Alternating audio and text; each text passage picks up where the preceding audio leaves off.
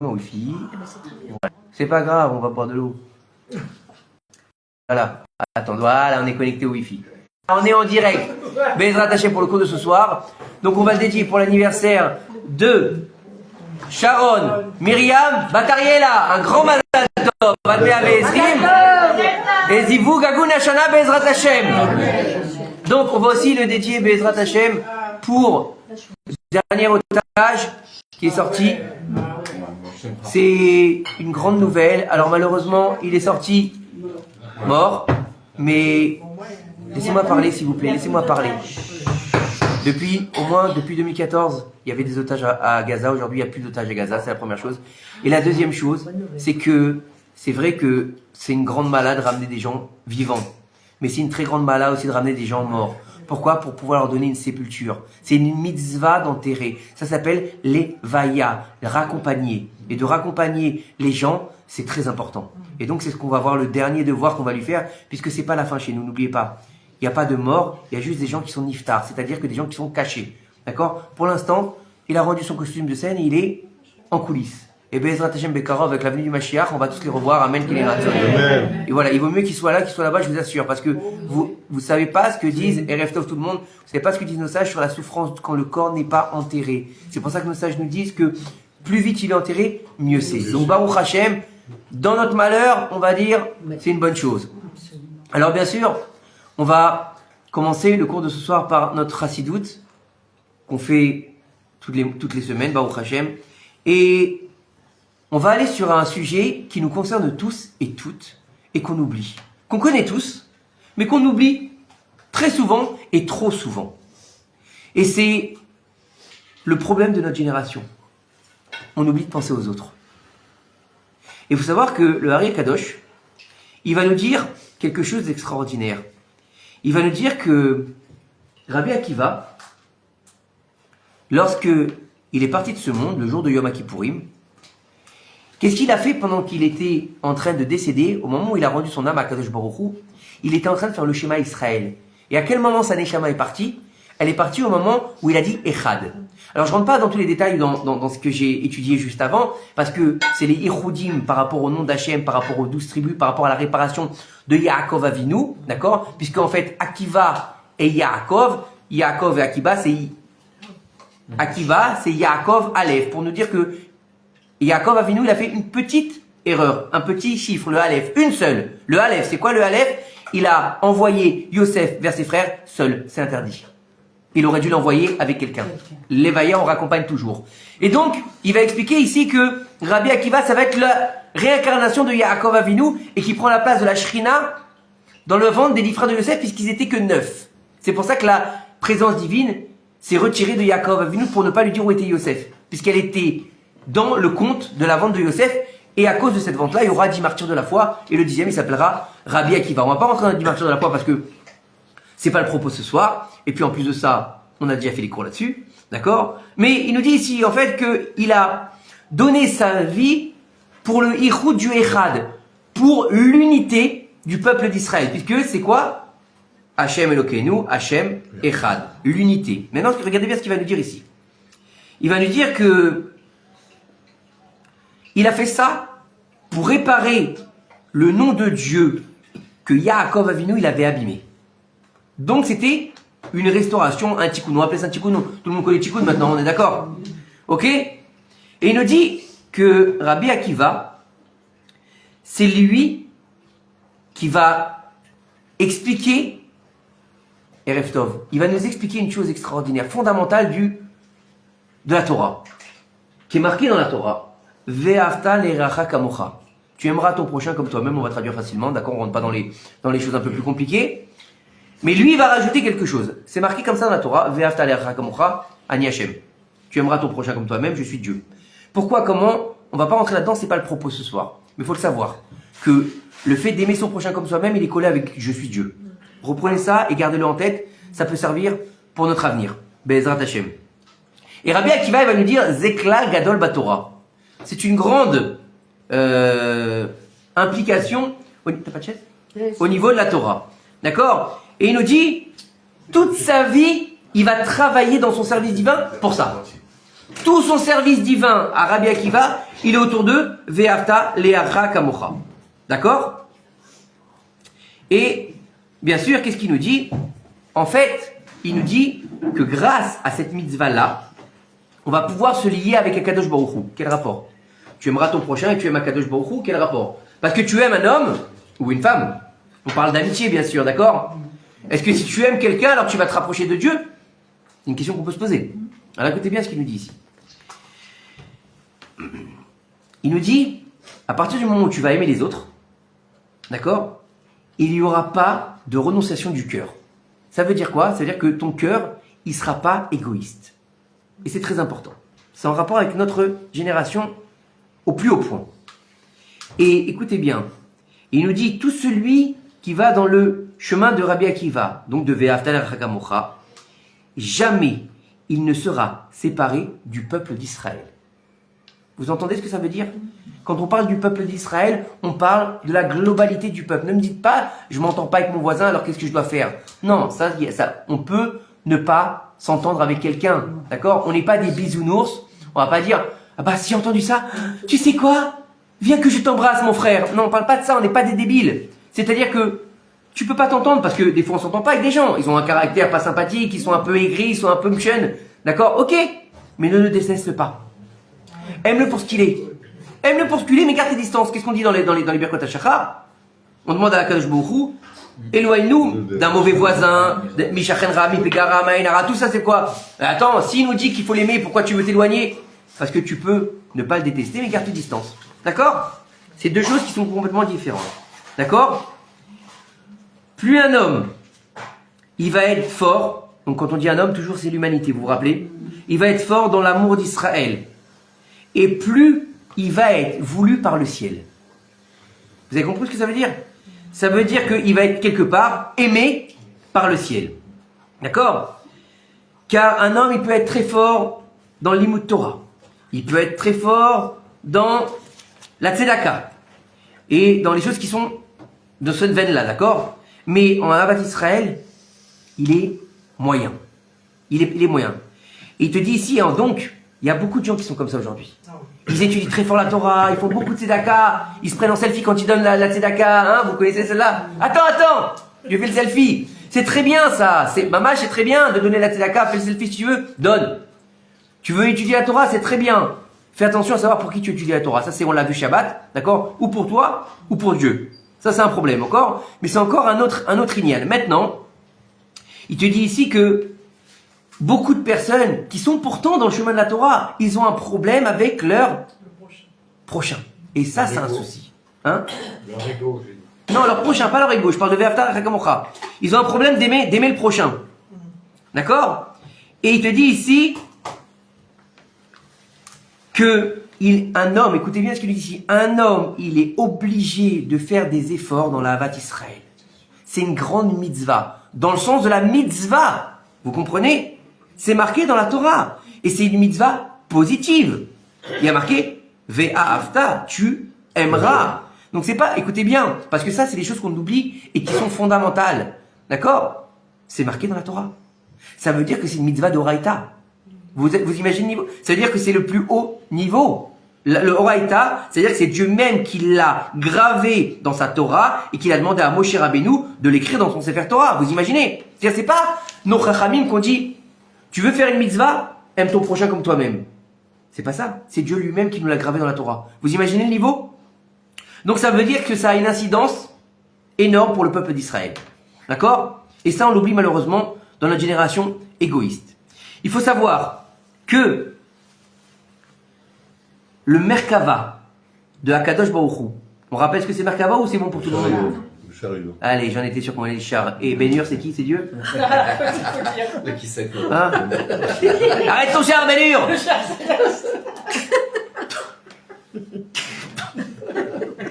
Faut qu'il arrête les péplums, hein, c'est pas bon pour lui. Il n'aime que ça. Mais jamais donne pas. C'est pour ça qu'il a pas vu mon message. Et Reftov. Alors écoutez, il nous dit ici que le Merkava, c'est plus le fauteuil d'Akadosh Baruch Hu. Non, plus comme ça. C'est où réside la présence divine et qui est retenue par qui? Écoutez bien ce qu'il nous dit ici. Elle est retenue par le Merkava d'Akadosh Baruch Hu, il est construit, d'accord, sur les tribus d'Israël. Écoutez bien, sur les tribus d'Israël, d'accord. Et tout celui, écoutez bien ce qu'il nous dit ici, c'est violent. Tout celui qui quitte ce monde, d'accord, et qui va avoir de la rigueur contre un autre juif, d'accord, ou de la rigueur, ou de la rancœur, ou quelque chose de mauvais contre un autre juif, d'accord, il ne pourra pas tenir devant le Kisei Hakavod. Vous imaginez? Il ne pourra pas se tenir devant le Kisei Hakavod. Pourquoi? Parce que si il est construit par toutes les Shevatim d'Israël, d'accord? Donc les Shevatim d'Israël, c'est quoi? C'est pas les enfants d'Israël de Yaakov Avinu, les 12 tribus là-bas. Non, c'est nous. C'est tout le monde. Donc ça veut dire, ton trône, le trône de Dieu, il est cassé. Chas v'shalom. Vous imaginez? C'est-à-dire qu'on n'a pas le droit de détester qui que ce soit. Non. C'est compliqué quand même. C'est très compliqué. Mais personne n'a dit que c'était pas compliqué, Déborah. On continue.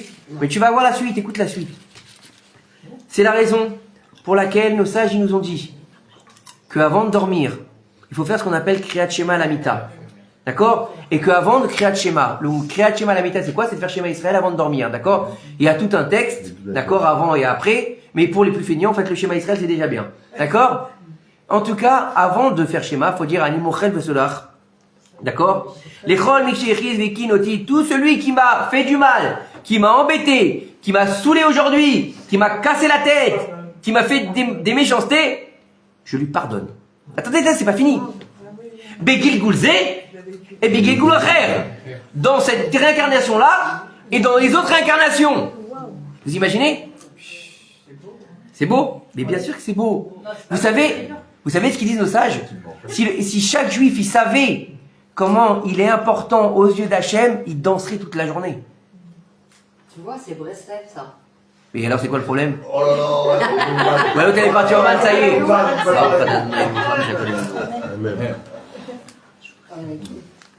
C'est du live. Non, mais on est en plein cours, je te demanderai après. Je sais qu'il y avait de la neige. D'accord? Écoutez bien. Un juif qui vole ou qui fait des trucs terribles, on Oui. va pas le droit de détester. Genre, on va lui dire c'est très bien en fait. Non. Non, j'ai pas dit ça. Non. Non, t'as entendu ce que j'ai dit juste avant? T'as entendu ce que j'ai dit juste avant, Déborah?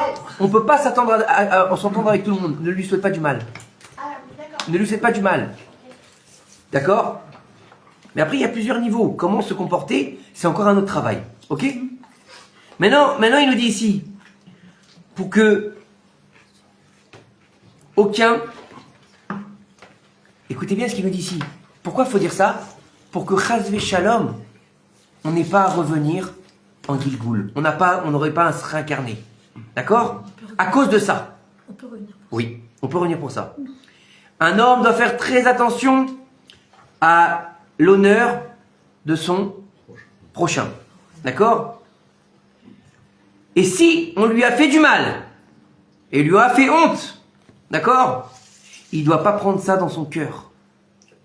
Il doit réduire ça comme si c'était quelque chose de tout petit. C'est extrêmement difficile à faire. Surtout aujourd'hui, en 2026 de l'ère vulgaire. D'accord? Mais si c'était pas difficile à faire, eh ben on l'étudierait pas. Ça c'est aucun intérêt. Aucun intérêt. D'accord? Je vous rappelle une chose, c'est que ce que je partage avec vous, en général, c'est pris dans le, comment dire, un peu à l'arrache. Donc c'est qu'il y a quelqu'un ici qui doit entendre ça. Ah oui. D'accord? Je ne choisis pas ce que je vais étudier.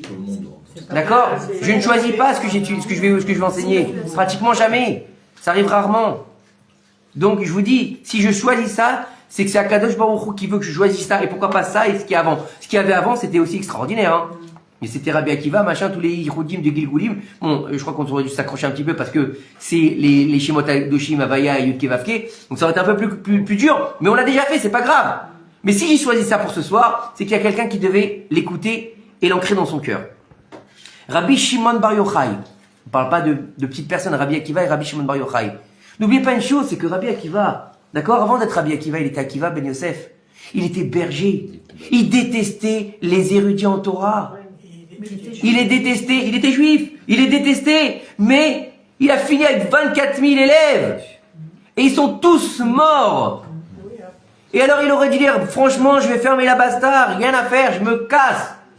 Il est parti faire encore 5 élèves. 5 élèves, dont toute la Torah qu'on a aujourd'hui, c'est 2. Et un d'eux, il s'appelle Rabbi Shimon Bar Yochai, élève de Rabbi Akiva. D'accord? Il a dit, d'accord? Quand est-ce qu'il a été son élève? Quand il est devenu très vieux, Rabbi Akiva. Quand il était vieux, il l'a fait. C'est-à-dire que même dans la vieillesse, il y en a pour plein qui disent que pourquoi Dieu qui veut ma Torah? Moi je suis vieux, ça y est, j'ai passé 60, 70 ans. Qu'est-ce qu'ils s'en foutent de ma Torah? Rabbi Akiva, après avoir perdu 24 000 élèves, il a été faire 5 élèves dans sa vieillesse. Il n'y a pas de limite. D'accord? Dans la Gemara, d'accord? Il nous a dit qu'il a dit à ses élèves, mes enfants, changez vos midotes, vos défauts, vos vertus, appelez-le comme vous voulez. Changez-les. Il faut que vos midotes, elles ressemblent aux midotes de Rabbi Akiva. Vous imaginez? On parle de Rabbi Shimon Bar Yochai. Et les élèves de Rabbi Shimon Bar Yochai, c'était Kodesh à Kodashim. Lui-même, il va dire à ses élèves, changez vos vertus pour ressembler à Rabbi Akiva. Mais imaginez où on en est, ou alors? On est pas loin. Très très loin. Il nous dit que, ici, il y avait un Admour, d'accord? Un Admour, c'est comme un grand rat, si tu veux. D'accord? Il a été à Méron, d'accord? Et il a été, où est-ce qu'il était enterré? Rabbi Shimon Bar Yochai. Et là, il a dit là-bas, j'ai vu plus de 100 000 personnes, mais à élèves, ouais, c'est ça, 100 000, qui ne respectent pas la Torah et les mitzvot au kever de Rabbi Shimon Bar Yochai. Il a vu. Alors apparemment, il avait bien sûr le roi HaKodesh pour voir ça, d'accord? Il a dit, mais sur ces 100 000, il y avait, sur ces 100 000, attends, qu'est-ce qu'il dit? Et il dit, sur les 100 000, il y avait une grande partie qui n'avait même pas de rapport avec la Torah. C'est pas simplement qu'ils sont pas religieux. Aucun rapport avec la Torah, d'accord?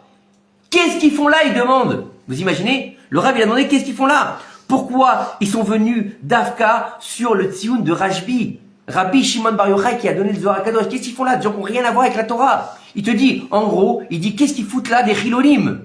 Plus de 100 000 chilonim. Venir chez Rajbi. On sait que c'est que Rajbi, c'est Kodesh Kodashim.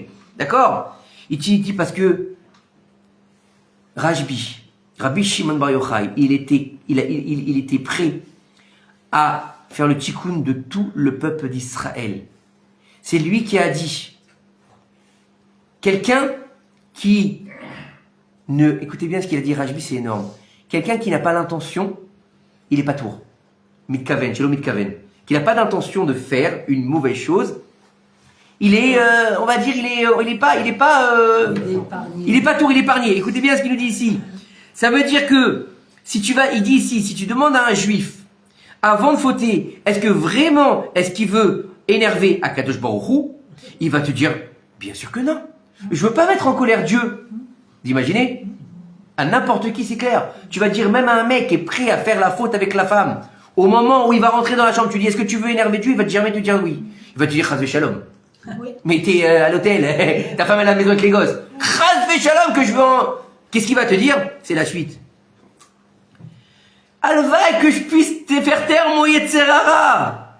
Mais tu sais très bien qu'il est plus fort que moi. Écoutez bien. Et en fait, qu'est-ce qu'il dit? J'ai pas l'intention de le faire. Alors Rabbi nous dit ici, donc tu vas devoir retrouver un srout à chacun des juifs. Vous avez imaginé? Donc, il te dit, bah oui, il te dit même sur le Tzioun de Rabbi Nachman de Breslev. Yes. D'accord? Eh, tu lui as donné des cachets là-bas ou quoi? Ils ont une secte ou quoi? Eh, Chava, sors de ce corps, s'il te plaît. Non, Fel. Tu as fait bouffer de la neige ou quoi là-bas? Alors? Calmez-vous, s'il vous plaît. Il te dit ici, c'est de pire en pire, hein, le lundi, moi je vous le dis, hein. Baruch Hashem. Il nous dit, il y a des centaines de milliers de personnes, d'accord, qui sont loin de la Torah et des mitzvot. Et tous, ils courent pour aller à Ouman. Ils sont prêts à dormir par terre. D'accord? Là-bas. C'est ça qu'elle a dû faire. En Ukraine. Attends, je suis là, je lis moi ce qu'il y a écrit, hein, vous êtes gentil. Je vous dis encore, j'ai pas choisi. D'accord? Et ils ont pas, écoutez bien ce qu'il nous dit ici, ils ont même pas de flotte, ils ont pas de toilette, ils ont pas d'électricité, ils ont pas le minimum vital, d'accord? Et bien, et malgré cela, ils vont là-bas. Encore et encore. Pourquoi? Et ils iront encore. Il nous dit pourquoi? Il nous dit parce que Rabbi Nachman de Breslev, il était prêt à faire le tikkun de toutes les âmes d'Israël et surtout de ceux qui étaient loin.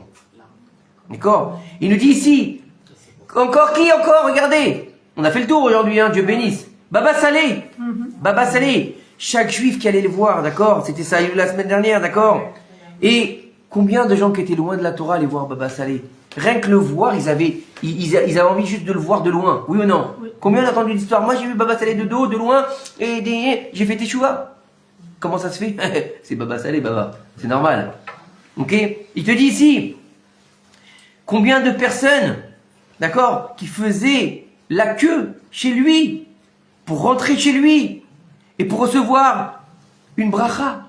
Tout ce qu'il voulait, c'est recevoir un peu d'amour du tzaddik. Il donnait un conseil, il donnait un peu d'amour, il les bénissait. Et il nous dit ici, on va pas tous les faire, hein, attendez, vous êtes gentils, on va faire 3 heures de cours sinon, bien sûr. Mais je suis dans un livre et je suis le livre. D'accord? T'as déjà ceux qui viennent tous les lundis aussi. Et tous ceux qui viennent le lundi.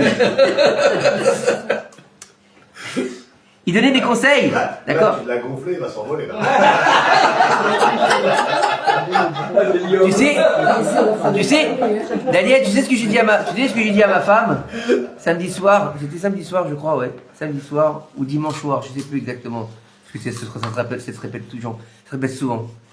J'étais en train de vider la machine à laver, donc la machine à laver elle est en bas et par-dessus elle sèche-linge. Et donc il y avait beaucoup de linge, donc je me suis mis accroupi. Et je prenais et je jetais. Et je mettais dans le sèche-linge. Et je lui dis, tu sais ce que ça me permet ça? Elle m'a dit non quoi? Je lui dis, grâce à ça, tu peux pas être orgueilleux. Tu peux pas être orgueilleux.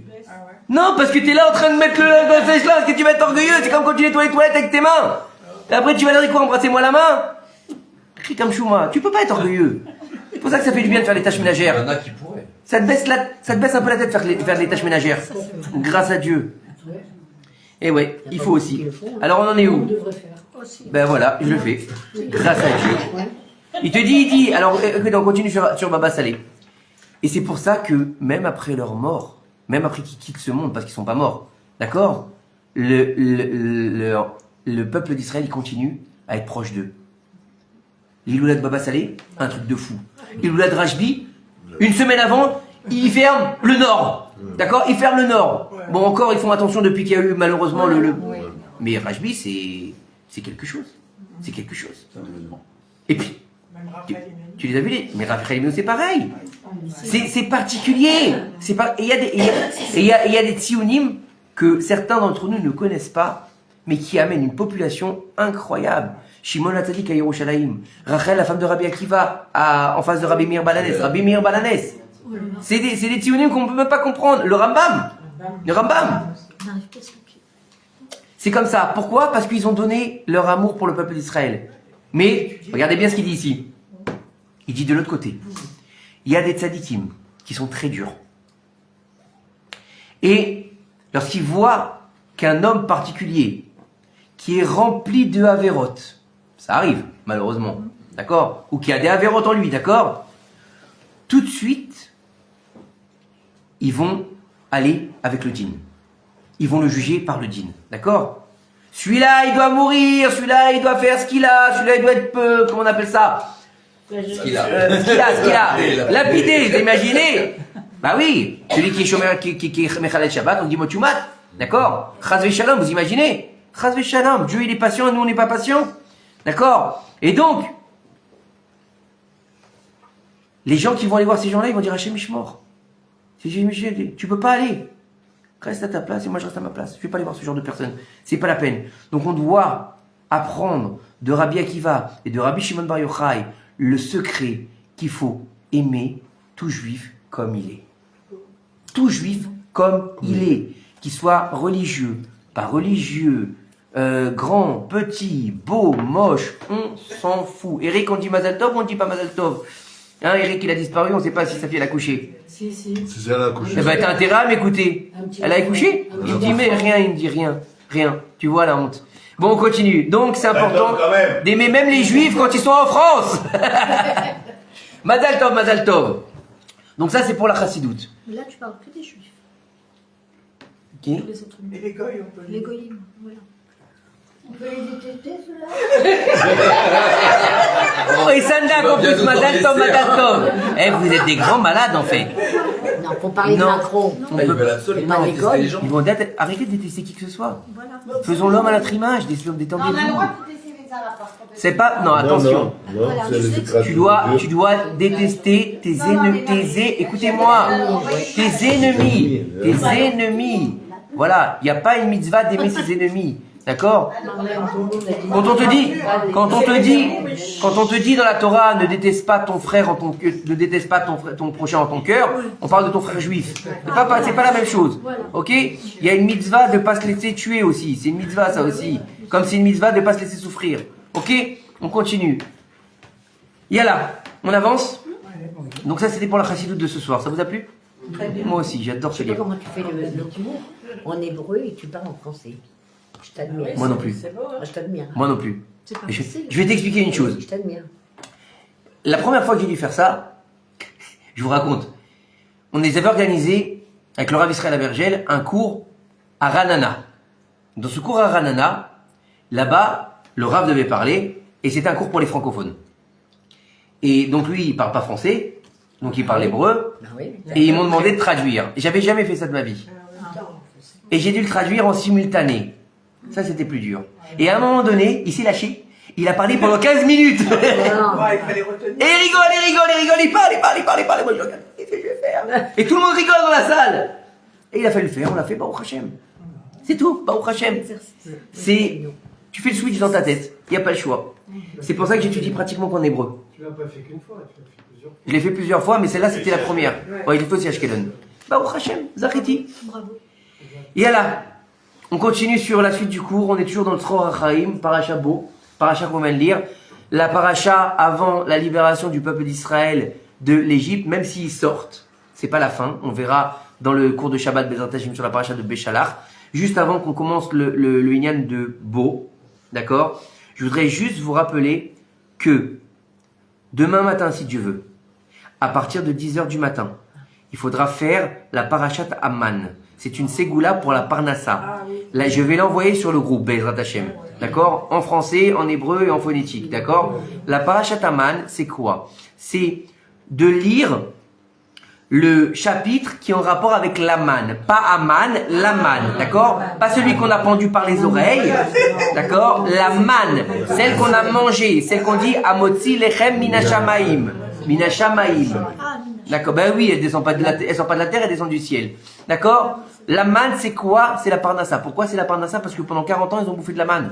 Pendant 40 ans, il n'y avait rien dans le désert. Imaginez, ils vivent dans le désert. Un peuple de millions de têtes dans le désert, il n'a rien à bouffer. Dieu leur donne la manne. Et ce qu'on mange, c'est la parnassa. Et ça, la bracha. Vous comprenez? Donc c'est tous les mardis de la paracha Béchalach. Pourquoi la paracha Béchalach? Parce que le Inyan de la paracha Amman, il est dans la paracha Béchalach. D'accord? C'est dans la paracha Béchalach qu'on va découvrir pour la première fois dans la Torah la manne. Ok? Tu l'envoies en français ou en hébreu? Comment? Les trois sortes, on a dit. Je vais envoyer tout en hébreu, phonétique, même si vous voulez en portugais. Ouais, il a raison. Surtout le Portugal. On continue? Une fois, on l'a dit. Surtout le Portugal. Normalement, c'est 2 fois en hébreu et 1 fois en araméen. 2 fois en hébreu et 1 fois en araméen. D'accord?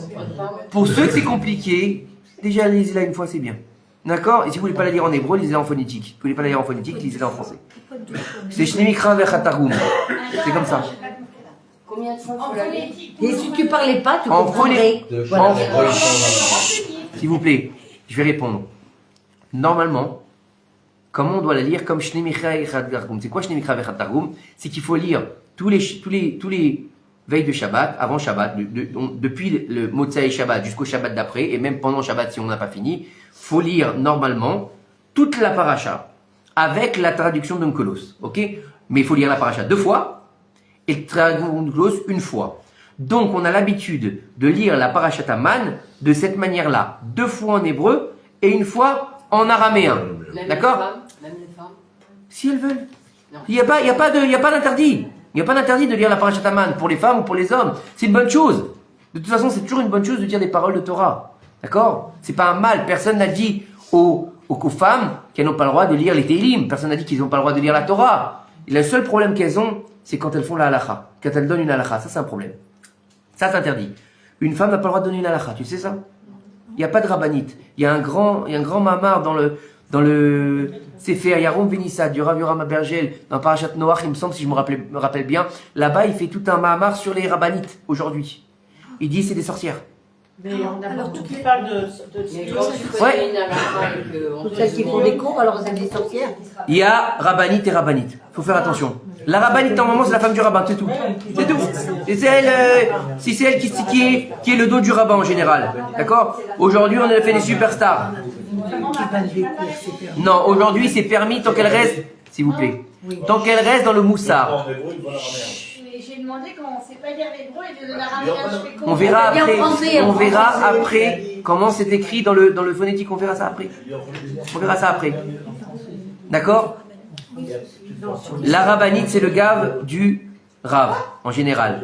C'est le gave du Rav. Maintenant, au niveau de les rabbiniotes, aujourd'hui, il y a besoin de rabbinites qui vont donner des cours. Bah ouais, j'ai pas joué, il n'y a rien d'autre que du coca. Et ils vont donner des cours de moussard, Qu'est-ce de qu'il faut renforcement. ramener? Vas-y, qu'est-ce qu'il faut Rien. Du Qu'est-ce qu'il faut renforcement, ramener? des bonnes midotes, le travail du shalom bayit. Ça, il n'y a pas de problème. À partir du moment où une rabbinite, elle va commencer à expliquer l'halakha et être posek halakha, c'est un grand problème. Voilà, c'est tout. Ok? Mais maintenant, si elle est tout le temps dehors et qu'elle délaisse son foyer, qu'elle délaisse ses enfants et qu'elle délaisse son mari, c'est un problème. D'accord? N'oubliez pas une chose. Vous savez ce que j'ai étudié une fois, ça m'a fait froid dans le dos, je vous assure. Hein. Je vous raconte pas de bêtises. Quand je vous dis quelque chose en général, c'est où je l'ai étudié ou je l'ai entendu d'un rave, un vrai. D'accord? Donc écoutez bien, comme ça j'avais étudié. Une femme qui va lire les Tehillim, c'est bien ou c'est pas bien?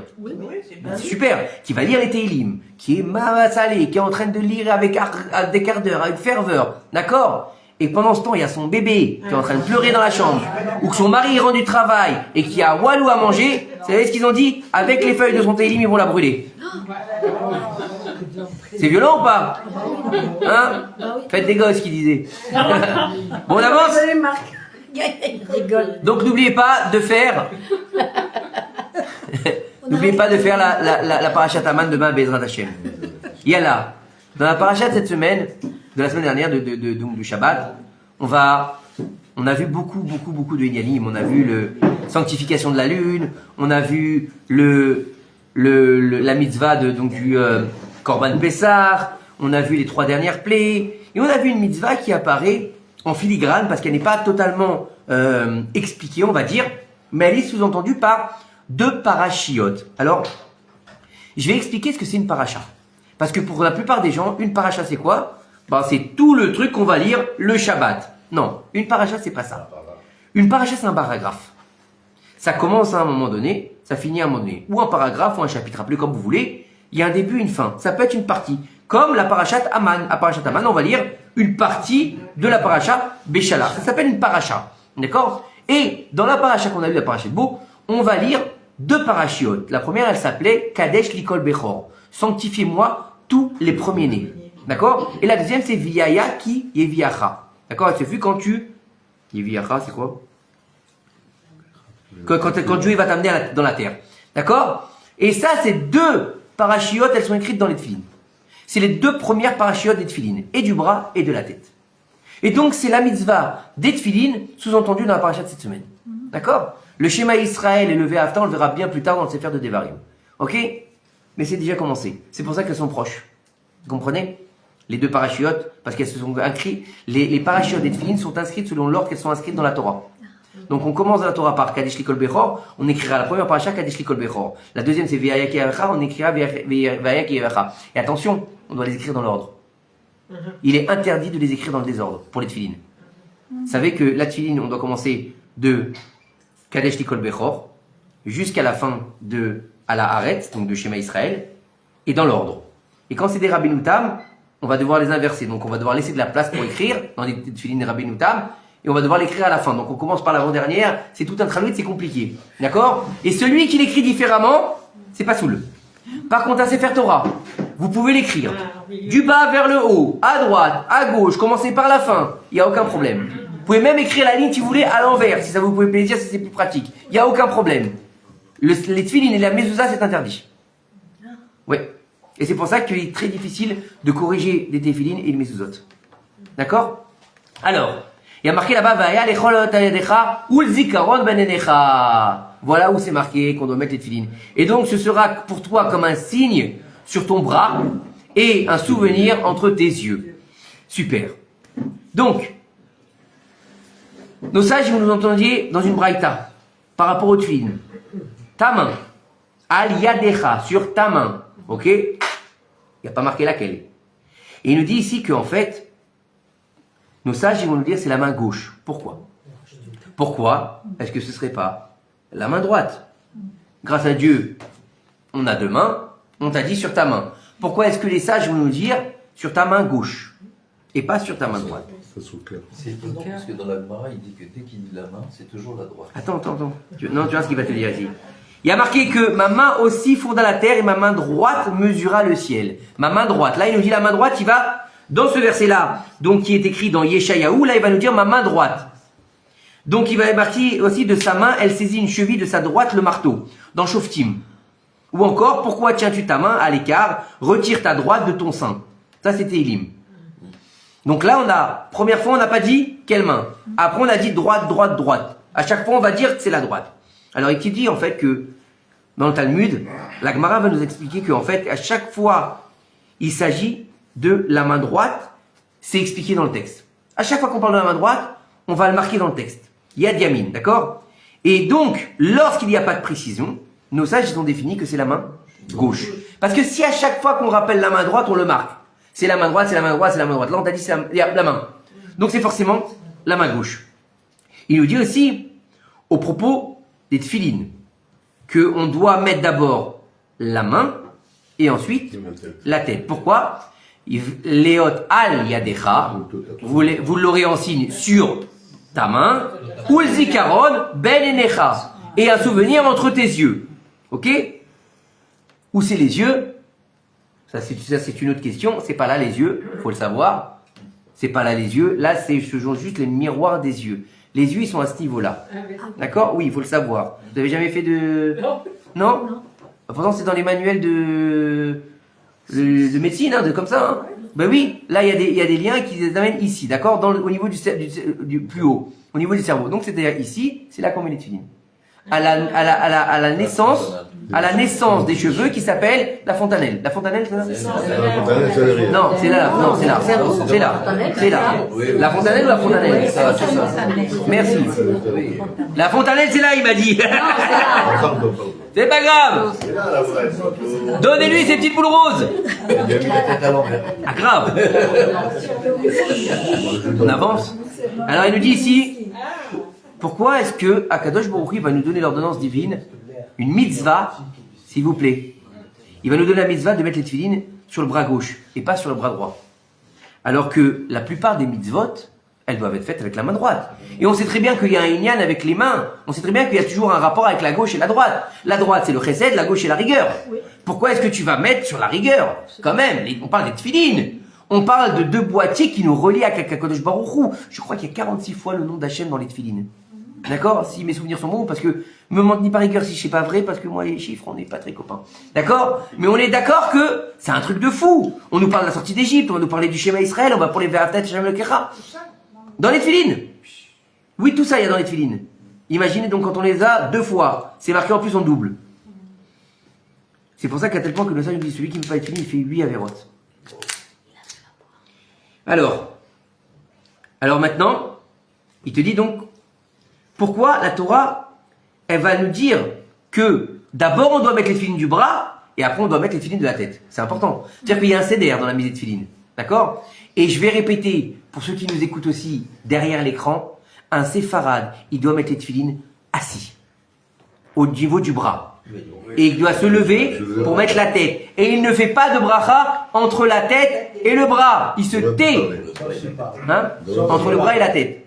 Oui, mais il ne doit pas parler normalement. Il ne doit pas. Par contre, les Ashkenazim, ils parlent d'Afka. C'est une avéra de parler entre le bras et la tête. Ils font d'Afka et une avéra pour pouvoir faire une deuxième bracha. Mais ça, c'est encore une autre histoire. C'est nos frères Ashkenazim. Ils ont sur quoi se tenir. C'est pas le propos d'aujourd'hui. Pour les enlever aussi. Pour les enlever aussi, on enlève d'abord la tête et après le bras, bien sûr. C'est sûr. Et on se lève aussi. On se lève. On se lève, oui, on se lève. Oui, exactement. On se lève tous pour. Voilà. Je sais que vous allez tomber. On avance ou pas? Alors, Mais si tu sors une connerie, on te je sais. Il y a marqué dans la Paratot. On va, pour expliquer ça, on va revenir un peu dans le Sefer Torah. On va repartir dans le Sefer de Bereshit.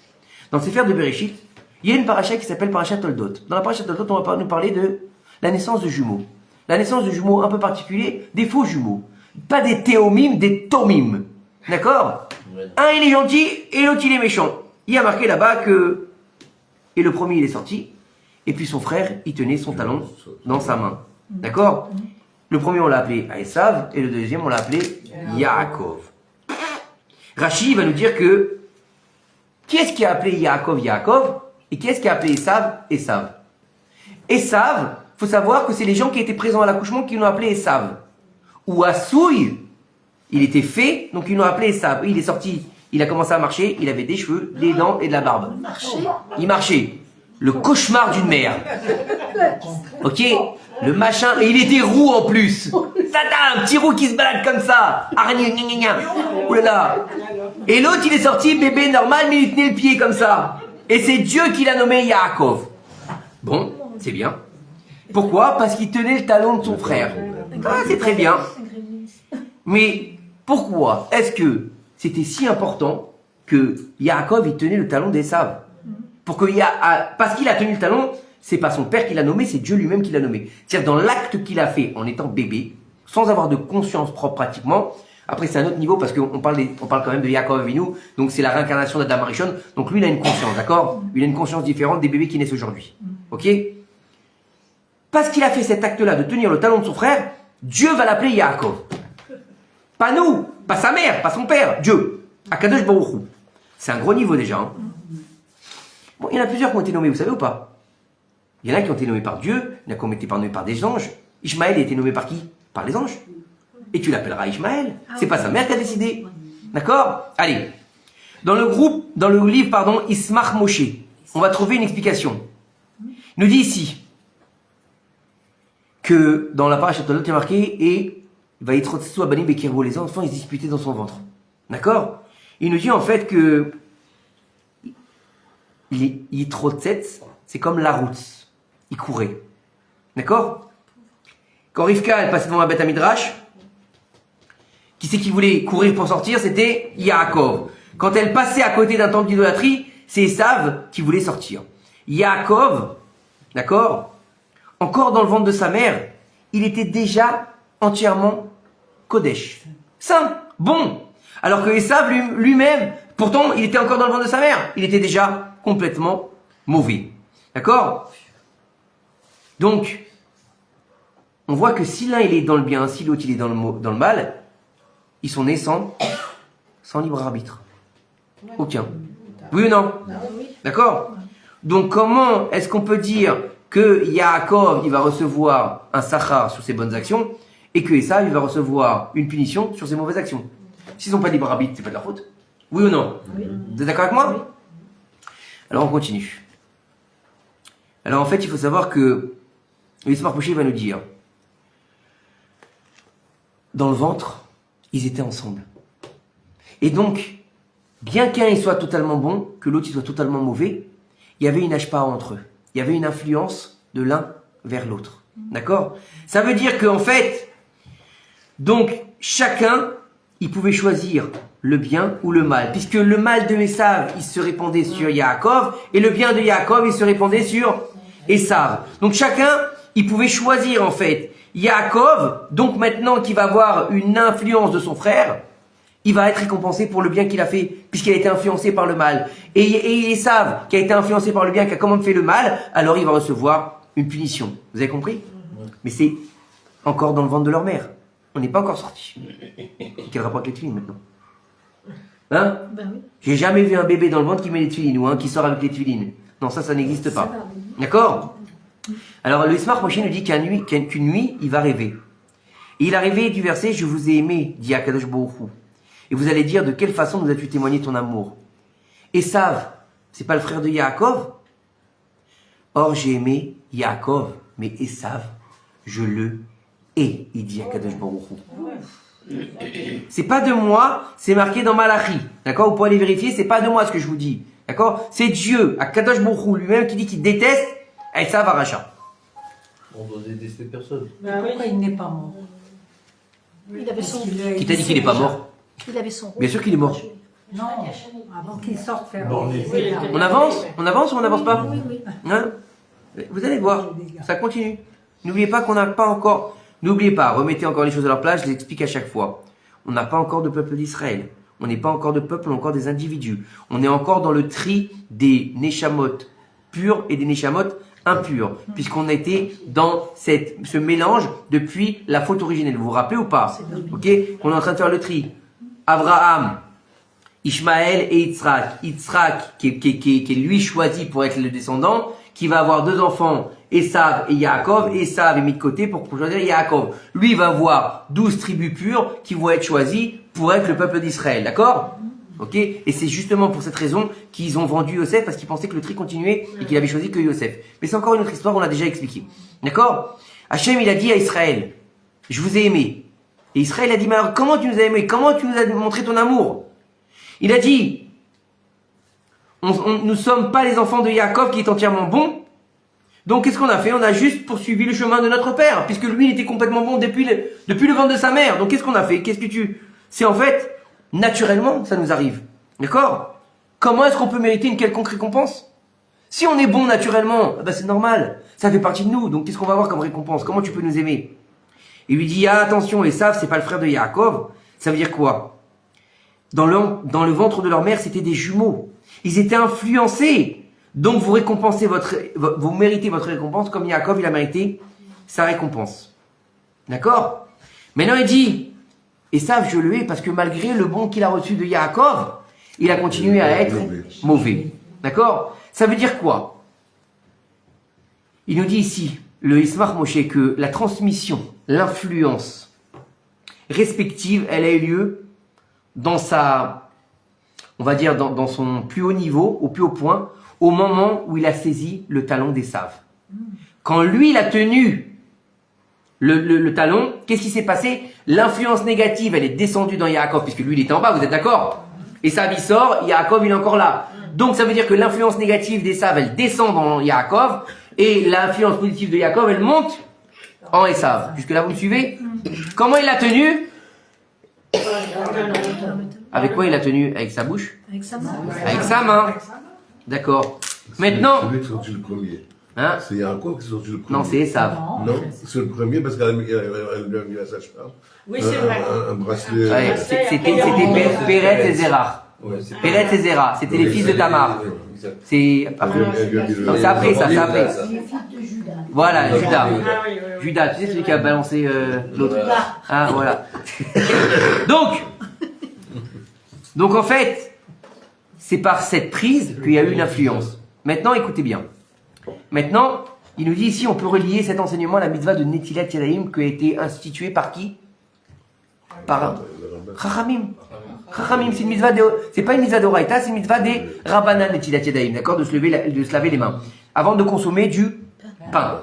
D'accord? Il nous dit ici que, en fait, les mains sont toujours occupées. Ça veut dire, occupées, ça veut pas dire qu'elles font quelque chose forcément, ça veut dire qu'elles sont susceptibles d'être toujours sales. L'endroit le plus sale en général d'un corps, ce sont les mains. D'accord? Vous avez déjà vu quand vous prenez quelque chose, c'est sale. Quand t'as toujours les mains sales. Tu fais le chou rouge là, t'as les mains violettes. Oui ou non? Hein? Les betteraves. Vous avez jamais eu affaire à du parchemin? Vous savez comment c'est terrible le parchemin? T'as les mains, bah oui, parce que c'est de la bête, hein, n'oubliez pas. Donc non, ça sent pas mauvais. Ça sent rien. Donc ça veut dire que, en fait, les mains, en fait, c'est pour manger. Donc prendre la nourriture. c'est le plaisir de ce monde. C'est la nature des saves. Donne-moi de ce rouge-là. C'est pour bouffer. Je veux bouffer. J'ai que mon ventre qui m'intéresse. D'accord? Comment? Donne-moi dans mes mains. Oui ou non? Donc les mains, c'est l'ustensile, on va dire, de la possession de la matérialité. D'accord? Et donc, il est nécessaire de faire Netilat Yadayim avant de manger pour enlever l'impureté de se dire tu vas manger pour toi. Vous avez compris? C'est-à-dire que tu mets de la sainteté dans ton action. C'est toujours comme ça, on rajoute toujours de la sainteté. C'est pour ça qu'on fait une bénédiction avant, c'est pour ça qu'on fait une bénédiction après, c'est pour ça qu'on se lave les mains, c'est pour ça qu'on va faire une bénédiction aussi après être aux toilettes. Là, on remercie Akadosh Baruch Hu. Comment? On se lave au savon aussi avant de se faire métier. Bah, si t'as les mains noires, il vaut mieux. Parce qu'après, ton pain, il va avoir un goût dégueulasse. Mais bon, chacun son histoire. Hein. Non, mais il y en a qui aiment bien. Moi, chacun fait ce qu'il veut, hein. Tu sais, Nicole. Moi, je ne juge personne. D'accord? Faites attention quand vous êtes dans un restaurant aussi, s'ils ont des gants ou si c'est pas gratter la tête avant. D'accord? Voilà. Bah quoi, ça arrive, non? Et là. Il faut savoir, non, mais ça vous fait rire, mais je vous dis pas ça je vous dis pas ça juste pour rigoler. Vous savez pas comment l'hygiène a une place prépondérante dans la Torah. L'hygiène, c'est très très important. T'as envie d'aller aux toilettes pendant que tu fais ta prière, tu t'arrêtes et tu vas aux toilettes. D'accord? T'as pas le droit de mettre tes tefilines si t'as des gaz. T'as pas le droit d'avoir un gaz pendant que tu mets tes tefilines, c'est interdit. C'est pas n'importe quoi, t'as pas le droit de prier à côté d'une poubelle. Quand il y a une odeur de biou, faut que tu te changes de place. D'accord? Faut se laver la bouche. C'est important. C'est hyper important. Faut pas croire. Tu les choisis, tes gaz. Comment tu peux savoir que tu vas avoir un gaz? Bah, tu te retiens. Bah non, c'est interdit, tu leur donnes pas. Désolé. Bon, on va pas rentrer dans vos problèmes personnels. Hein. Oui, mais pas de problème. Alors écoutez, maintenant, il nous dit qu'on va relier cette mitzvah à la tzedaka. Je sais pas ce que vous prenez le lundi après-midi, mais ça doit être la bonne, hein. Il y a marqué là-bas, grave. Il y a marqué là-bas, tu ne fermeras pas la main à ton frère par rapport à la tzedaka. Car il y a marqué là-bas, poter tiftar. Ouvrir, tu ouvriras. Donner, naton titen. Donner, tu donneras. D'accord? Et de là, on a fait une chanson. D'accord? Rachi va nous dire qu'on doit donner même 100 fois si nécessaire. Pourquoi? La tzedaka, elle nous dit, pourquoi il faut donner? Pour que ton cœur ne soit pas mauvais quand tu donnes. C'est-à-dire que, en fait, quand tu vas donner, avec ta main, tu vas annuler la souillure de Esav qu'il a infiltré dans la main de Yaakov. Vous imaginez? C'est terrible, hein? Ça veut dire que lorsque tu donnes la tzedaka, tu fais le tikkun de la mauvaise influence de Esav. D'accord? Parce qu'il te dit après, pour ça, Akadosh Baruch Hu, il te bénira. Si tu es béni, donc c'est de l'influence positive. Et donc il te dit que tes mains seront sanctifiées et qu'elles seront, comment dire, préservées de toutes les forces du mal. Vous imaginez? Vous imaginez ce qu'on est en train de dire par rapport à Netilat Yadayim, par rapport à la tzedaka? C'est aussi pour ça, aussi par rapport à l'influence des saves, par rapport aux larmes des saves, aux 2 larmes et demie. Dans Vayevar David pour les hommes, vous vous rappelez, on se lève et on met combien de pièces? 3 pièces. Une pour chaque larme et la dernière pour la demi-larme. D'accord? Mais encore c'est autre chose. C'est pas grave. Maintenant, on va pouvoir comprendre pourquoi est-ce que Dieu il nous a ordonné de mettre... Alors c'est vrai que ça ne concerne pas les femmes, c'est vrai. Je suis d'accord avec vous. Mais c'est pas grave. C'est important de connaître la mitzvah des tefilines. Pourquoi?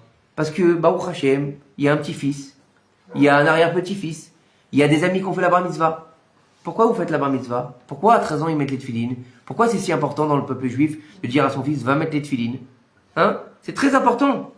Et maintenant pourquoi est-ce qu'on doit mettre sur la main gauche? Parce qu'il nous dit ici que Yaakov, il a saisi le talon d'Esav avec sa main gauche. D'accord? Pourquoi? Les gauchers, ils sont pas trop. Non, ils mettent sur la droite. Alors, écoute bien. François, c'est une bonne question. Écoute bien. Écoutez bien. Alpi à Kabbalah, j'ai appris ça il y a un mois. Alpi à Kabbalah, un gaucher, il doit mettre les tefilines sur la main gauche. Sur la main gauche. Alors, une liane de quoi? C'est parce que c'est ça. On dit que c'est sa main qui est la plus... non, la moins forte. La moins forte. Un gaucher. Non, normalement on doit mettre les tefilines sur sa main la moins forte. Marius, donc un gaucher il doit mettre sur la droite. Normalement c'est ça l'explication. Mais Alpi à Kabbalah, étant donné que, comme ça j'ai appris, étant donné que Yaakov Avinu, il a pris sur la main gauche, même un gaucher, il fera avec la main gauche. Comme ça, j'ai appris. Mais c'est Al-Pi Kabbalah. Tout le monde n'est pas Al-Pi Kabbalah, on est d'accord. Donc, un gaucher, il mettra sur la main droite, c'est tout. D'accord? Ça fera bizarre. Hein. Et il y en a, et vous savez ce que c'est un Itariad? Un Itariad, c'est qui se sert de ses deux mains. Oui. Le Rav Israël Abergel, Shlita, c'est son anniversaire aujourd'hui. D'accord? Ambidex. Ouais, c'est ça, il est ambidex. Et ben, pour sortir du Safek, écoutez bien, donc il est ambidex. Pour sortir du Safek, il met et les tefilines sur la main droite et les tefilines sur la main gauche. Il a 2 paires de tefilines. Bon, après, lui, Michi Mouchiraba, ok, c'est autre chose, et il a 6 paires de tefilines. Mais bon, c'est encore autre chose. D'accord?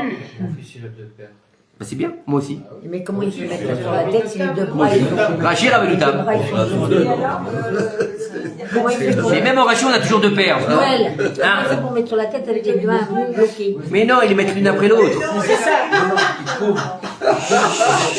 On y va? Regarde ma gueule. Il faut une précision. Oui. Parce que j'ai connais assez gauche. Oui, il met sur la main droite. Il faut qu'il mette sur la main droite. Il faudra.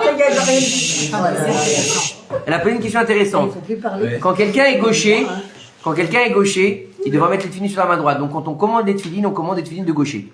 C'est pas le même nœud. Il est de l'autre côté. Il faut les Voilà. préciser. Il faut le préciser à l'achat. Pour la tête, on s'en fout parce que on a une tête normale, d'accord? À moins qu'il ait la tête de l'autre côté, mais en général, ça va. Donc, il faut préciser, oui. C'est très important de préciser s'il est gaucher ou il est droitier. Demain, il fait Non, une fois l'un, une fois l'autre, voilà. Ah bon? Voilà. Donc, il faut Et, 2 fois. voilà. Et ceux qui mettent Rachir à Benouta, ceux qui mettent Rachir à Benouta en même temps, c'est 2 façons d'écrire différentes, d'accord? Ils les mettent en même temps sur le même bras, d'accord? Et les 2 en même temps sur la tête. C'est spécial, c'est particulier. Oui, c'est quoi la question? David, elle te parle. Non, Elle te comme parle. les filles de Rachid, que les filles de Rachid, elles mettaient les tefilines. Non, rentrez pas là-dedans, soyez gentils, rentrez pas là-dedans. Et même Rachid disait, c'est rare. Rachid disait qu'en dehors de Khutzaret, quand on met les tefilines, c'est pas une mitzvah. Je veux pas rentrer là-dedans avec le On met problème. les tefilines pour ne pas oublier comment les mettre quand on arrive en mitzvah. Regarde, David, on va pas rentrer là-dedans. Je sais, mais- Yesh mitzvah, le Haniar Tfilin, dans notre génération, qu'on soit en Chutz Laaretz, ou en Eretz Israël, ou au Groenland, ou au pôle Nord. D'accord? Et les femmes, elles ne mettent pas les tefilines, même si c'est les filles de Rachid aujourd'hui. D'accord? Quand une femme, elle lit Rachid, même en français, l'histoire de Rachid, elle apprend que ses filles, elles mettent. C'est très bien. Donc c'est normal qu'elle pose au Rav la question. Est-ce qu'elle est au niveau des filles de Rachid? Est-ce qu'elle est au niveau des filles de Rachid? Ah voilà. C'est un cas particulier. Les filles de Rachid, Bathsheba, c'est des cas particuliers. C'est des femmes particulières. Michal, pardon. C'est des femmes particulières. Mais pour ça, pourquoi il ne faut pas rentrer là-dedans, David, aujourd'hui? Je t'explique pourquoi. Pas que tu dis une bêtise, Razvé Shalom, j'ai pas dit que tu avais dit une bêtise. J'ai pas dit que ce que tu disais était faux. Tu m'as entendu? Razvé Shalom. Pourquoi c'est dangereux de dire ça aujourd'hui, surtout quand on est sur les réseaux? Parce qu'aujourd'hui, avec les femmes du Kotel, avec les réformistes, avec les libéraux, d'accord? Ils vont dire, ah bah tu vois, si les filles de Rachid mettent les tefilines, c'est normal que nous mettions les tefilines. Et maintenant, on va devenir rabbin. On va s'appeler Orviller. Hein? Hashem Ishmael Yerachem. C'est un drame. C'est un drame. Tu comprends? C'est pour ça que je veux pas parler de ça. Allez, on avance. Alors, pourquoi il y a marqué? Pourquoi on sait alors que c'est la main gauche? Comment on sait? Mais parce qu'il y a marqué avec sa main. Il n'y a pas marqué sa main droite. Il y a marqué avec sa main. D'accord? Donc ça veut dire que, comme il n'y a pas marqué, comme on a dit nos sages, ils nous ont dit, quand il y a marqué la main droite, c'est toujours marqué que c'est pas la main gauche, donc c'est la main gauche. Donc c'est pour ça que Akadosh Baruch Hu, il nous a demandé de mettre les tefilines sur la main gauche, afin de nous purifier de l'emprise de la négativité et de l'impureté des Sav à Racha. D'accord? Et grâce à ça, on va pouvoir, donc c'est un canal, hein, si vous voulez, c'est vrai que c'est du cuir, mais c'est un canal, ok, qui arrive jusqu'où? Jusqu'au cœur. Jusqu'au cœur. Du cœur au bras. D'accord? Et en fait, ici, on va faire combien? 7.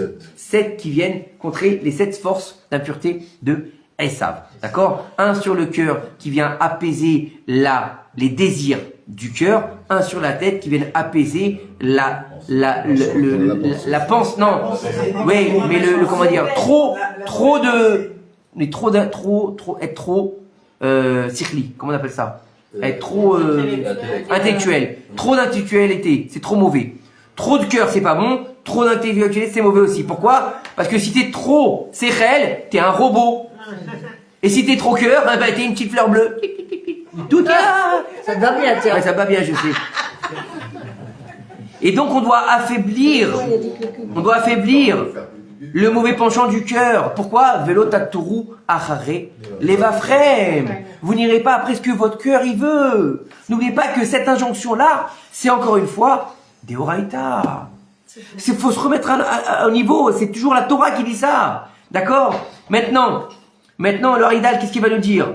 C'est pour ça pourquoi on doit mettre les 7 fois autour du bras gauche. D'accord?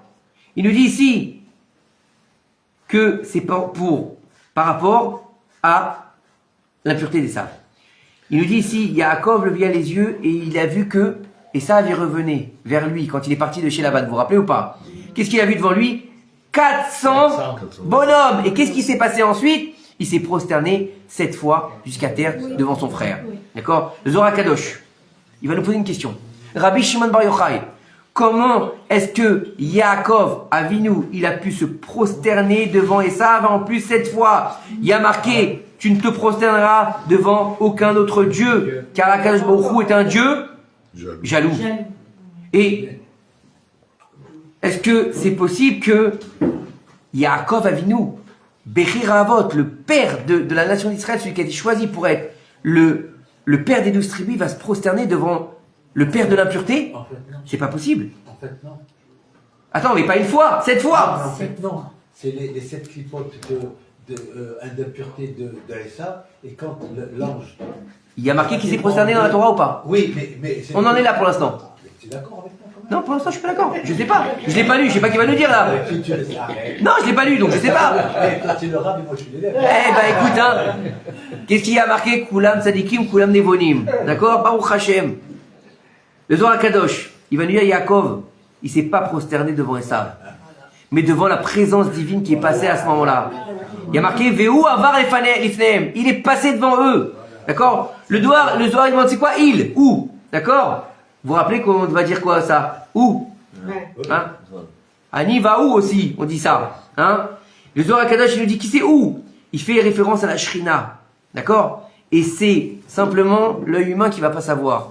Donc il va penser que Yaakov, il s'est prosterné devant Esav. Mais c'est pas du tout ça. Mais alors dans ces cas-là, pourquoi est-ce que même si la Shrina elle passe, pourquoi 7 fois? C'est une fois, pas 7 fois. Alors il te dit ici dans le Megala Mukot, d'accord, que sur le tefillin du bras, on va faire 7 tours quand on va attacher les tefillin, d'accord? On veut faire en fait le même objectif que Yaakov Avinu. En se prosternant 7 fois, il a voulu soumettre les forces d'impureté de son frère Esav. Il fallait qu'il le dise. Bah oui, il fallait le dire. Et donc ça veut dire quoi? Ça veut dire que les 7 forces d'impureté d'Esav, elles ont besoin d'être apaisées. C'est-à-dire que quand on est dans un monde matériel, on est entouré de clipotes et il nous faut une arme pour pouvoir se combattre. Alors bien sûr, un juif, quand il est sur le champ de bataille, comme nos chayalim, que Dieu les protège, amen, d'accord? Ils ont besoin d'un flingue. Ils ont besoin d'un tank, ils ont besoin d'un missile, ils ont besoin de ce que vous voulez. D'accord? Nous, on n'a pas ça. On n'est pas sur le champ de bataille, on a besoin d'une autre arme qui s'appelle les tefillin. D'accord? Le Megala Mukot, il va nous dire que Abaye, il entendit que Rav Acha Bar Yaakov venait étudier chez lui. Et il y avait un certain démon qui hantait la maison d'études de Abaye. Sympa ou pas? Il y avait un démon qui se baladait dans la yeshiva. Ça devait être une réformiste à mon avis. D'accord? C'était Orviller qui était là-bas. Quoi?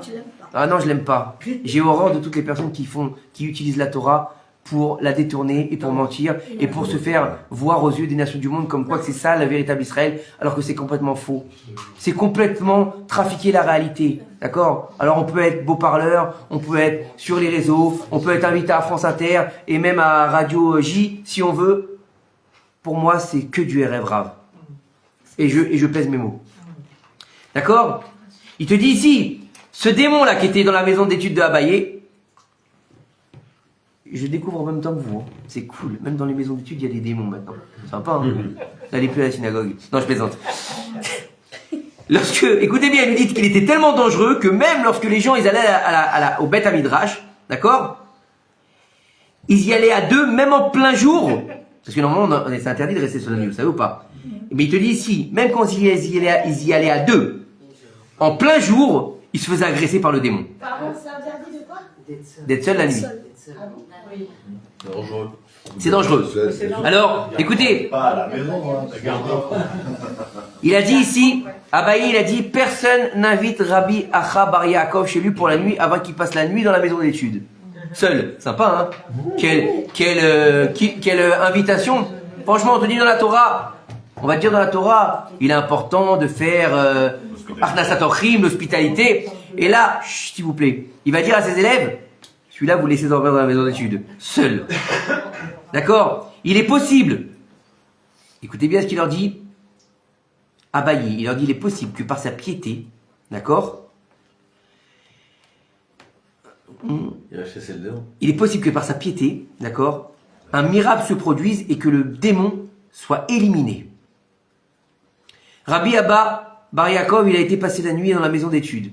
Le démon, il lui est apparu en forme de serpent à 7 têtes. Rabbi Abba Bar Yaakov, il a commencé à prier pour sa destruction. À chaque fois qu'il se prosternait dans sa prière, une tête tombait. Le lendemain, Rabbi Acha Bar Yaakov dit Abaye à ses élèves, si un miracle n'était pas survenu, vous m'auriez mis en danger. D'accord? Il n'était pas sûr, Abaye, que Rav Acha, il s'en sorte. Comment il a pu le mettre en danger? C'est interdit de faire ça. D'accord?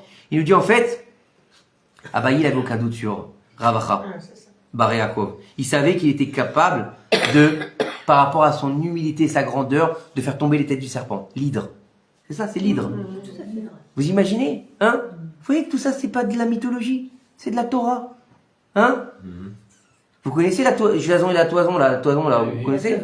La toison d'or. Vous connaissez cette histoire? Hein? Vous savez qui est-ce qui l'a pris celle-là? Hein? C'est le ministre des armées de Shlomo Améler quand il a été récupéré, Ashmadaï, roi des démons, pour qu'il vienne lui dire où il était le Shamir pour pouvoir construire le Beth Amikdash. Il avait une toison là-bas. D'accord? Mais bon, ça c'est encore une autre histoire, je vous raconterai un de ces 4. D'accord? Le Megalamoukot, il explique que la clipa d'Esav, elle est identique à la clipa du Yetzer Hara. Esav, il est l'incarnation du Yetzer Hara. Et donc, comme le Yetzer Hara, il détient 7 forces d'impureté. D'où est-ce qu'on trouve ces 7 forces d'impureté? D'accord? Il est écrit dans le Talmud.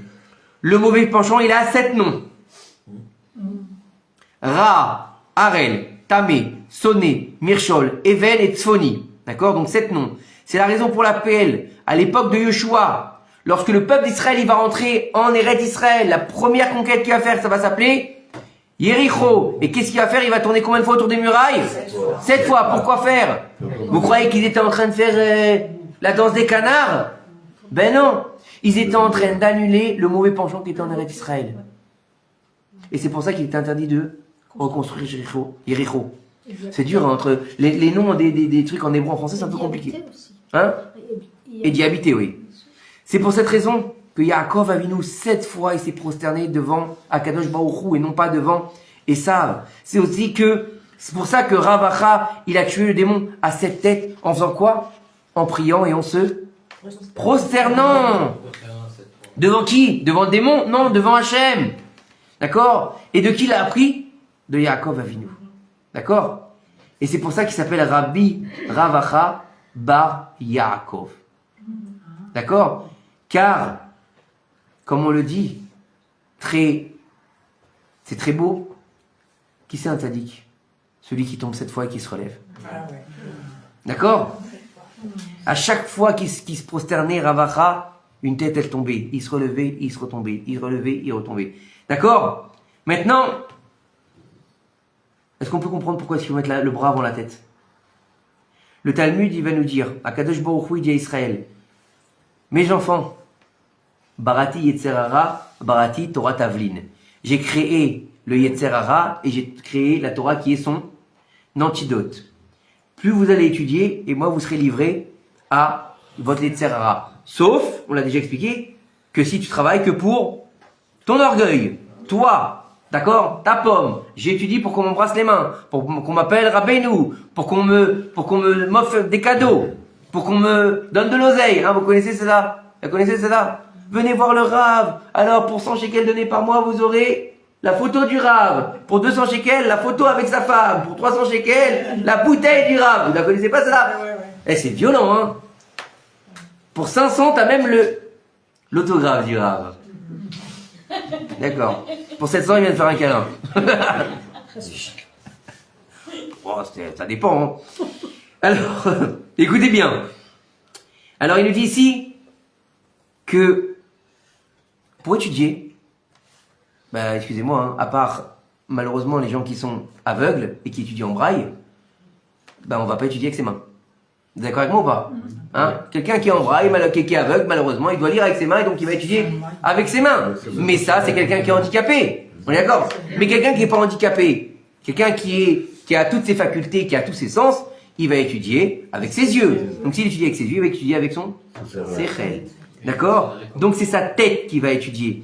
D'accord? Et donc en fait, c'est l'intellect qui va étudier la Torah. D'accord? Donc, il nous dit, à Kadosh Baruch Hu, tu as besoin de peser aussi ton intellect, donc tu vas mettre le tefillin sur la tête. Nachon? Mais c'est pas fini. Mais on sait très bien que pour étudier la Torah, il y a plusieurs approches qui s'appellent le Pardes, le jardin de la foi ésotérique. Le Pardes qui est le pshat. C'est quoi le pshat? Sens littéral. D'accord? Le pshat c'est quoi? Il y a marqué, et Abraham, il est parti, lech lecha martzecha, va-t'en de ta maison. D'accord? Ça c'est le pshat. Le remède, c'est l'allusion. C'est quoi l'allusion? On va te dire une chose qui va te faire penser à quelque chose d'autre. Le drash, c'est tu recherches. C'est un peu plus poussé. C'est ce qu'il y a entre les lignes. Et le sod, c'est ce qui est même pas écrit. C'est interdit. Non, c'est pas interdit. C'est secret, c'est pas interdit. C'est pas interdit. C'est secret. Ouais, je vais vous dire le secret. C'est plus difficile à rentrer dans le secret, c'est sûr. Quand le coffre est caché, t'as du mal à le trouver. Hein? Et en fait, il faut savoir que on a besoin d'arriver à ces niveaux-là. Et c'est pour ça que le tefillin de la tête, différent du bras. Dans le tefillin du bras, on a dit tout à l'heure que c'était les mêmes parachiotes, vous vous rappelez? Les 4 mêmes parachiotes. Mais s'il y a 4 parachiotes, d'accord? Donc c'est 4 niveaux. Donc dans le bras, il y a un seul parchemin, mais dans la tête, il y a 4 parchemins qui sont placés dans 4 compartiments différents. 4 compartiments différents. Pourquoi? Parce que c'est le pardès. C'est-à-dire que grâce à l'intellect, tu vas pouvoir atteindre la pardès de la Torah. Grâce à ta tête. Donc grâce à Amal la Torah, grâce à ton investissement dans la Torah, tu pourras passer du pshat au remès, du remès au drash et du drash au sod. Bon, après, il y a d'autres niveaux après derrière ça, hein, d'accord? Puisqu'il y a le remès du pshat, le drash du pshat et le sod du pshat, etc., etc., d'accord? Mais bon, ça, c'est encore une autre histoire. Déjà qu'on arrive à comprendre le pshat, déjà. Grâce à Dieu. D'accord? Hein, quoi? Déjà que j'arrive à évoluer dans le... J'ai dit déjà qu'on arrive à comprendre mais même pour nous, qu'est-ce que tu crois? D'accord? Combien ils lisent? Combien d'entre nous ils lisent la Torah et ils comprennent n'importe quoi? Alors surtout quand c'est traduit des traductions d'il y a 20 ans là. Vous connaissez les traductions d'il y a 20 ans? On se croirait à l'église. Et Abraham partit pour la terre de Kénaon. Ah, j'adore ça, on dirait un film. Hein? Norbert, qu'est-ce que t'en penses? Oui. Ouais. C'est Cécile B2000 qui les a écrits. D'accord? Donc maintenant, on comprend pourquoi est-ce que Akadosh Baruch Hu maintenant il nous dit mettre la tête avant le bras. D'accord? Tant que l'homme, il va pas enlever le bras avant la tête, Mechila. Tant qu'il n'a pas enlevé la souillure de son cœur, il peut pas étudier la Torah. Si un homme il a dans son cœur vélo mais dans son cœur lui il y a tout, il y a tout ce qu'il faut pas, d'accord, tout ce qu'il faut pas. Dans son cœur il veut les femmes, il veut l'argent, il veut comment dire, la gloire, l'orgueil, le machin. Mais qu'est-ce qu'il va étudier comme Torah lui? La Torah du juste prix ou la Torah de la télé ou la Torah Netflix? Oui ou non? Peut-être qu'il va regarder les 10 commandements à la télé lui aussi. Mais comment? Personne t'a dit qu'il était interdit d'avoir ça pour vivre, d'avoir des ta'avot, c'est-à-dire que tu vis que pour ça. Ça s'appelle de l'idolâtrie. C'est-à-dire ton but dans la vie, c'est tout simplement de profiter de la vie. Ça s'appelle Esav. Tu comprends, Déborah? Ça s'appelle Esav. C'est-à-dire que le but, c'est quoi? La matérialité absolue. Il n'y a rien d'autre qui m'intéresse. Moi, tout ce que je veux, c'est ce monde-là. Comme il lui a dit à son frère, verse-moi ce rouge-là. Et on l'a appelé rouge. T'imagines? Toi, tu dis, verse-moi de ce marron. On va t'appeler, au lieu de Déborah, on va t'appeler marron. Pourquoi on va t'appeler? Parce qu'il n'en avait rien à faire de ce qu'il mangeait. Ça aurait pu être n'importe quoi. Il a dit, vas-y, verse. C'est quoi, verse? C'est même pas prendre. Je prends même pas le temps de le manger, tu comprends? Tout ce qui m'intéresse, c'est d'être rempli de matérialité. Je suis un glouton. J'engloutis la vie. Ça s'appelle Seven. Tu connais ça? C'est un film. Hein? C'est les 7 péchés capitaux. Mais d'où ça vient, vous croyez? De chez nos cousins? Ben non, ça vient de chez nous. Donc, comme tout d'ailleurs. D'accord? Et donc, c'est pour ça que on a besoin d'abord de mettre le bras. D'abord nettoyer son cœur et après on va pouvoir étudier la Torah. Et dans le langage de nos sages, ça s'appelle Sourmera Ve'asetov. Éloigne-toi du mal et fais le bien. Mais d'abord, tu es obligé de t'éloigner du mal. Tu peux pas faire le bien quand tu es dans le mal. Donc d'abord, tu t'éloignes et après, tu vas faire le bien. Donc c'est pour ça que d'abord, on va mettre le tefillin du bras sur le bras gauche et qu'on va enrouler 7 complètement pour pouvoir apaiser, rabaisser, écraser les 7 forces du Yetzer Hara, les 7 forces de Esav. Et une fois qu'on a fini d'écraser les forces d'Esav et qu'on a rabaissé les désirs de notre cœur, maintenant on peut mettre la tête pour pouvoir étudier la Torah dans les 4 compartiments. On va pouvoir évoluer du Pshat jusqu'au Yesod. Et donc, c'est un secret, parce qu'il y a marqué encore quelque chose sur les tefillines. Il y a marqué « Et les nations du monde, elles le verront, et elles vous craindront. » Et elles vous craindront. De quoi on parle des tefillines? Ça veut dire que l'arme des peuples d'Israël, c'est les tefillines. Que les nations du monde, elles nous craindront. On raconte une fois que le Hari Akadosh, il était dans sa synagogue, et avant, c'était comme ça. Les grands tzadikim, comment c'était? Ils étaient quasiment toute la journée et toute la nuit dans leur synagogue, d'accord? Mais comme c'était des grands tzadikim, ils avaient besoin aussi de faire ce qu'on appelle des yichudim avec Akadosh Baruch Hu, c'est-à-dire, j'aime pas le mot incantation, mais si vous voulez, pour comprendre, c'est un peu des incantations, d'accord, qui font entre eux et Dieu. Et pour faire ce genre de choses-là, ils ont besoin d'être seuls en général. Donc tous les grands tzadikim comme le Hari Akadosh et les autres, d'accord, dans leur synagogue. C'est comme l'Aïd Bodedou. Non, c'est beaucoup plus profond que l'Aïd Bodedou. C'est supplication. Comment?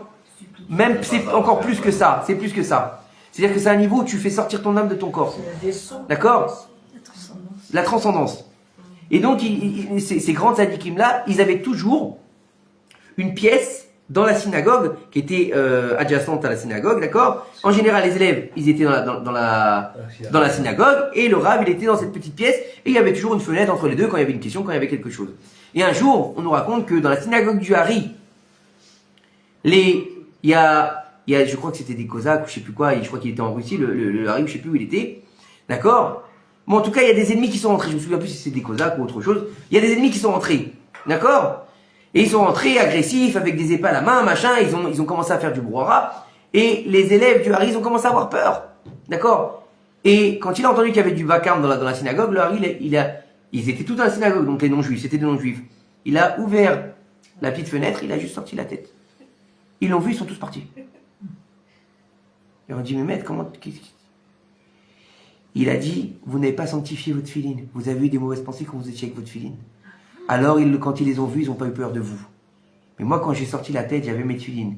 Et comme j'ai pas eu peur d'eux, parce qu'il n'y a rien au-dessus de moi que Akadosh Baruch Hu, je n'ai peur de rien, alors ils te verront et ils te craindront. Et ils sont tous partis. Vous imaginez la force des filines? Et donc, c'est le lien du peuple d'Israël avec Akadosh Baruch Hu, c'est les tefilines.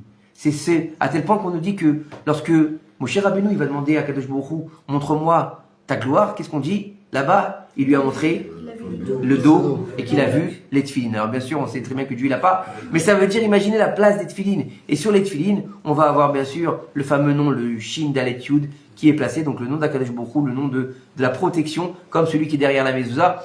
Donc, de comprendre que les tefilines, c'est un niveau qu'on peut même pas comprendre, d'accord? Et il faut savoir que dans le Inyan des tefilines, on a encore une chose. Donc on a le Shin Dalet Yud. On a les parachutes fermés, on a les parachutes ouvertes, d'accord? On a cette lanière, d'accord? Mais on a aussi un Shin à droite et un Shin à gauche, sur le tefilin de la tête.